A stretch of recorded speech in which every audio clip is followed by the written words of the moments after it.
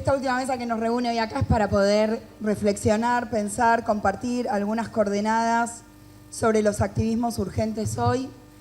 Cuando armamos las jornadas no pensábamos que esta mesa iba a tener tanto sentido como le imprime la coyuntura, así que vamos a tratar de aprovechar a las 3 compañeras expositoras que generosamente vienen hoy a contribuir con estas reflexiones, y después voy a intentar apuntar algunas líneas para recuperar lo que venimos pensando desde la gestión en función de la necesidad de construir activismos urgentes hoy. Voy a presentar a las expositoras. Contamos con la presencia de Lucy Caballero. Lucy es militante feminista del colectivo Ni Una Menos y doctora en Ciencias Sociales. Contamos también con la presencia de Claudia Corol, que es integrante del equipo de Educación Popular Pañuelos en Rebeldía y de Feministas de la Via Yala. Y con la compañera Leonor Rojas, militante social y miembro de la Directiva Nacional de la Federación de Cooperativas Autogestionarias del Movimiento de Ocupantes e Inquilinos y coordinadora del Jardín Construimos Jugando, también del MOI. En ese orden que las presenté, las vamos a invitar a hacer uso de la palabra y tienen agua si necesitan, y les vamos a avisar cuando queden 5 minutos para tratar de estar coordinados. ¿Y en total serían más o menos? Unos 20. Unos 20. Generosos 20, digamos. Bueno, buenas tardes, muchas gracias por la invitación. Un honor estar acá y también compartir la mesa con estas colegas que admiro un montón. A mí me invitaron a hablar un poco de la situación económica desde una mirada feminista y también en diálogo con las luchas feministas, ¿no? Pensar esos dos términos en conjunto, ¿no? Porque muchas veces por ahí hay una economía feminista que que está un poco asociada a los organismos internacionales y que pareciera que la economía feminista es agregarle la variable de género a un modelo económico ortodoxo o heterodoxo en su defecto. Pero a mí me gusta pensar que la economía feminista desde la que estoy hablando y desde la que hablan un montón de compañeras es una economía feminista que está ligada a un proceso y a un ciclo de luchas y que sobre todo genera conceptos, genera teoría a partir también de la práctica política. Entonces me parece que esos dos términos así puestos tienen mucho sentido pensarlos en relación y dado que nos dieron un tiempito largo para explayarnos, yo había pensado hoy traer algunas características de lo que mi punto de vista tiene este último ciclo de luchas feministas en Argentina, pero que sabemos que además ha tenido resonancias y ha tenido muchísimas otras expresiones en otros países de Latinoamérica y la región, donde el feminismo ha cumplido en los últimos años un rol central en todas las revueltas en la región, en Latinoamérica, en Chile, en Colombia. Seguramente Claudia nos deleitará con ese tema. Pero me parece que quería un poco pensar cuáles son esas discusiones que trajo los feminismos populares, plurinacionales de nuestro país, en términos también de un lenguaje para pensar la coyuntura, ¿no? Yo soy del colectivo Ni Una Menos, un colectivo que muchas sabrán surgió en el 2015 y que no es un colectivo, en realidad es un movimiento y ya es una contraseña global, ¿no? Algunas quedamos activando en ese colectivo, pero sabemos que excede completamente. Es un colectivo que nació como un grito de basta frente a una violencia por razones de género, una violencia machista que no estaba tenida en cuenta en la agenda pública como un problema estructural, como un problema como un problema susceptible de considerarse problema público, ¿no? Ese grito de basta que se dio en las calles en el año 2015, desde mi punto de vista, abrió un proceso o un ciclo de luchas que por supuesto es imposible pensarlo desde el punto de vista de la espontaneidad. Sabemos que el movimiento Ni Una Menos se haya dado en Argentina tiene que ver con un montón de pliegues de nuestra historia y de nuestras luchas que seguramente lo hicieron posible, que que generaron las condiciones de posibilidad para que eso sucediera. Me refiero a la lucha inclaudicable de las madres y abuelas de Plaza de Mayo. Me refiero a la militancia en la juventud generada a partir de la educación sexual integral. Me refiero a la campaña por el aborto legal, seguro y gratuito, a los más de 36 años de encuentros plurinacionales en nuestro país, que ahora son plurinacionales, pero antes se llamaban Encuentros Nacionales de Mujeres. Bueno, una cantidad y pliegues de luchas que han generado y desde mi punto de vista han hecho posible que ese movimiento Ni Una Menos apareciera en nuestro país, apareciera de manera masiva para poner en escena el problema de la violencia machista. Creo que a partir de esa primera manifestación se abrió un debate al interior del movimiento para poder, primero con respecto a cuál era la agenda que tenía que seguir para el movimiento feminista una vez que se dijo Ni Una Menos, pero también cuál iba a ser la metodología que se iba a dar el movimiento surgido, ese movimiento masivo que había aparecido en escena a partir del primer Ni Una Menos. Ahí, en primer lugar, creo que se decidió seguir con una agenda, cuando fue una discusión muy importante, ¿no? Plegar el movimiento Ni Una Menos a la lucha por el aborto legal, seguro y gratuito, a partir ya del año 2016, y adoptar un método de organización asambleario para la producción de las marchas y la ocupación de las calles. A mí me parece que un hito fundamental en este ciclo de luchas ha sido la osadía del movimiento feminista de utilizar la idea del paro, ¿no? El paro feminista, no sé si muchas y muchos lo recuerdan o lo tienen en su memoria.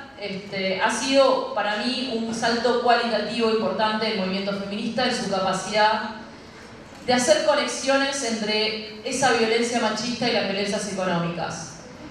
Y ahí me parece que hay puntos muy importantes para pensar que tienen que ver con cómo el movimiento feminista y estas luchas feministas, que son un poco también el título de la mesa, han hecho pedagogía en la sociedad en aspectos muy significativos. Por ejemplo, en qué se entiende por trabajo, quiénes producen la riqueza, quiénes son consideradas trabajadoras, más allá de si perciben o no perciben un salario. ¿Cómo podemos pensar también una medida de fuerza aún si no estamos sindicalizadas, ¿no? El paro feminista también aportó a esa imaginación política de preguntarse cuáles son las tareas que hacemos en nuestra vida cotidiana, que están remuneradas, cuáles no, cuáles además implican la reproducción de mandatos de género, implican la reproducción de esa división sexual del trabajo, ¿no? Que es un concepto de inmensa actualidad, más allá de que haya cambiado de forma en distintos regímenes de acumulación, sigue vigente y el paro feminista ha interrogado estructuras profundas de desigualdad y desde mi punto de vista las ha desestabilizado en algunos puntos, ¿no? Ha producido que muchas compañeras empiecen a decirse trabajadoras, que muchas compañeras empiecen a reivindicar lo que hacen como trabajo. Y entonces creo que ahí hay un punto de acumulación muy importante para nuestro movimiento. También en relación a esa vinculación en cómo podemos pensar esa violencia por razones de género relacionada, imbricada con violencias económicas, ¿no? Donde la cuestión del trabajo es central. Pero creo que además el movimiento feminista de nuestro país ha devenido masivo en un momento casi como imagen inversa, ¿no? Nosotras fuimos un movimiento y somos un movimiento masivo que ocupó las calles en el mismo momento que en el año, simultáneamente a que nuestro país entraba en el peor proceso de endeudamiento de nuestra historia. Me refiero al año 2015, ¿no? Con el gobierno de Mauricio Macri, donde nuestro país tomó la mayor cantidad de deuda en el menor tiempo en toda su historia, pero también el préstamo más grande con el Fondo Monetario, de la historia del Fondo Monetario y la historia del mundo, ¿no? Tremendos récords. Y Eso sucedía mientras nosotras además estábamos en la calle reclamando por reconocimiento del trabajo de cuidado, reclamando por servicios públicos de calidad, reclamando también contra los efectos del extractivismo. Y me parece que ese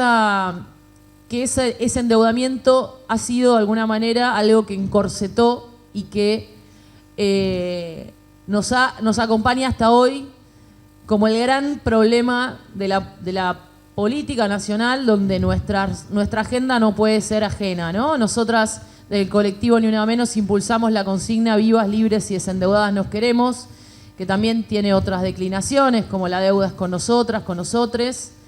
Y creo que ahí también empezamos a hacer una pedagogía, ¿no? Primero, para pensar que ese endeudamiento macroeconómico no se puede separar de los efectos que produce en la vida cotidiana de las personas y que hay un efecto diferencial en el caso de las mujeres, en el caso de las lesbianas, las travestis, las personas trans.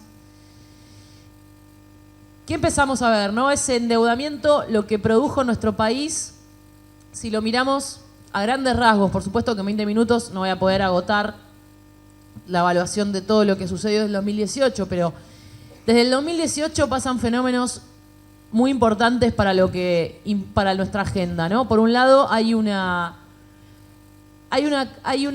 caída del poder adquisitivo de los salarios y de los ingresos que no se detuvo, que no se revirtió en este gobierno y que ya lleva más de 7 años y que es muchísimo mayor en el caso del trabajo informal, muchísimo mayor en el caso del trabajo comunitario, cuando está remunerado, ¿no? Por ejemplo, en el programa Potenciar Trabajo. Y además ha cambiado también la cantidad de horas que trabajamos por día, ¿no?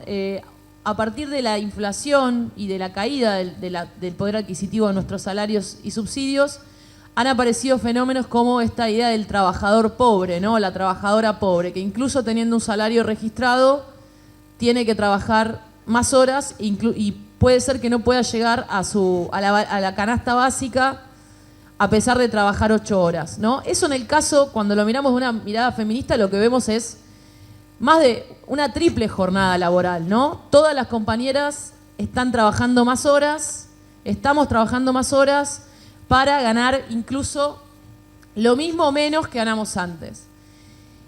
Y eso aparece en el mismo momento que el Fondo Monetario, por primera vez en su historia, dice que tiene un lenguaje de género. Si ustedes ven, en el primer acuerdo que firmó Macri, hay algunas cláusulas que después también se repiten en el último acuerdo que se firmó hace ya 2 años. Y me interesaba pensar con ustedes, ¿no? El Fondo Monetario dice, 2 puntos, dice que principales, habla de que va a fomentar la igualdad de género en la Argentina. Una, lo que dice es que el Fondo Monetario le pide al gobierno argentino que haga todos los esfuerzos para fomentar la participación laboral de las mujeres. Y ahí me parece que hay un punto interesante, ¿no? Hay una agenda liberal en el feminismo que habla solamente de fomentar la participación laboral, ¿no? Que es además el lenguaje que usa el Fondo Monetario. Me parece que justamente lo que está pasando en este país no es un problema de necesariamente de participación laboral, sino justamente de derechos, de que participamos en el mercado laboral, pero no alcanzan los salarios que cobramos, pero son trabajos cada vez más precarios. Y entonces la importancia también de pensar cómo nuestra agenda además es todo el tiempo contestada desde los organismos internacionales y cómo tenemos que armar una agenda que justamente pueda ponerle un lenguaje realmente transformador a esta discusión sobre el mundo del trabajo, ¿no? El otro aspecto que me parece importante es que desde el año 2017, pero pondría como hito el 2018, el Fondo Monetario está cada vez más hablando de la inclusión financiera como un mecanismo de autonomía económica para las mujeres. Es algo que particularmente yo vengo trabajando, pero lo que vemos en nuestro país no es que falta inclusión financiera, sino que desde el año, depende cómo definamos la inclusión, ¿no? Desde el año 2018, 2017, hay un fenómeno muy importante que se había dado en otros países de la región, pero no había pasado en Argentina y ahora sucede también en Argentina, y es que hay una gran cantidad de la población que está endeudada para vivir, que está completando esos ingresos devaluados producto de las políticas de ajuste del Fondo Monetario, que pide el Fondo Monetario y que recomienda a los gobiernos, y que hacen que esa deuda macroeconómica aparezca en las casas como mandato para endeudarse para vivir. Hay muchas compañeras de distintos barrios, en todo el país.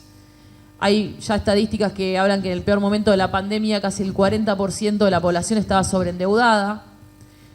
Pero esto es un fenómeno que ya se volvió un paisaje estabilizado en Argentina y que tiene mucho impacto, y hay que poder pensar incluso también desde el punto de vista del trabajo social, porque hace 2 años, por ejemplo, se empezó a tomar el sobreendeudamiento como un problema de derechos humanos, ¿no? Se genera un gran impacto de estrés, de calidad de vida, pero además el endeudamiento es producto de la precarización laboral, pero al mismo tiempo deviene un dinamizador de la precarización laboral, porque genera que al estar endeudadas, incluso con varias instituciones, bancos, financieras, familiares, se tome deuda, digamos, se acepten trabajos en peores condiciones para pagar esa deuda, ¿no? El endeudamiento como un motor de esa precarización laboral. Cuando vamos a estudiar las estadísticas de este endeudamiento, vemos que está mayoritariamente feminizado, que sobre todo las que vienen tomando deuda desde el año 2018 son las mujeres, y las mujeres que son jefas de hogar, ¿no? Como si esa triple jornada, como además de trabajar más, porque hay una parte de la jornada que no te la remuneran porque es trabajo no remunerado, además estés penalizada y obligada a tomar deuda para llegar a fin de mes. Ni hablar de los hogares monomarentales, ¿no? Donde no se convive con el cónyuge, que hay un sobreendeudamiento mucho más pronunciado. Les voy a contar, hay un estudio reciente de la CEPAL que básicamente confirma todas estas hipótesis, pero las pone en un lenguaje más neutro políticamente, pero se puede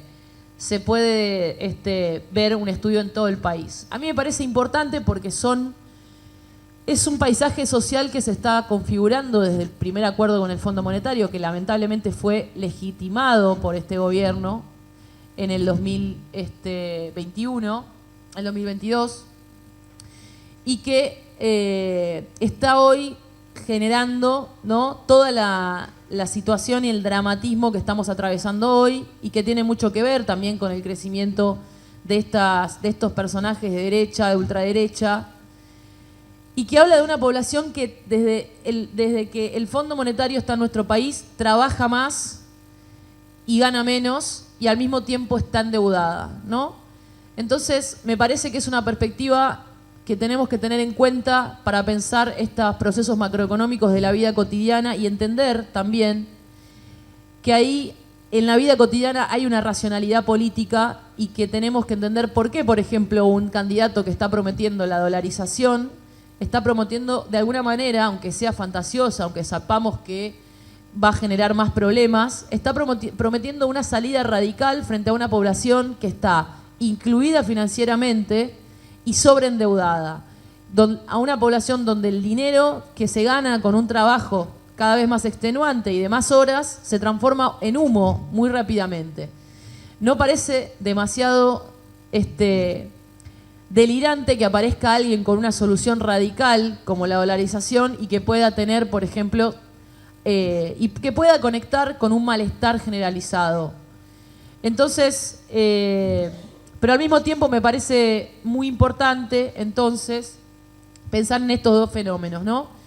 En esta precarización del trabajo que se viene incrementando, y que la pandemia también es un momento, la mayoría de los trabajos que se recuperaron después de la pandemia son trabajos precarios, y al mismo tiempo estos trabajos cada vez más precarizados, acoplados con un mayor endeudamiento de la población, y que están totalmente relacionado con las condiciones que el acuerdo con el Fondo Monetario descarga sobre nuestro pueblo. Un acuerdo que sabemos que es inflacionario, porque obliga, sobre todo estoy hablando del último acuerdo que se firmó, que se sancionó en el Congreso, digamos que se legitimó en el Congreso, obliga a devaluar la moneda semanalmente, genera inflación y sobre todo tiene una meta de déficit fiscal que obliga permanentemente a ajustar partidas como la de las jubilaciones, como la de la asignación universal por hijo, como en el caso de la vivienda, en el último reporte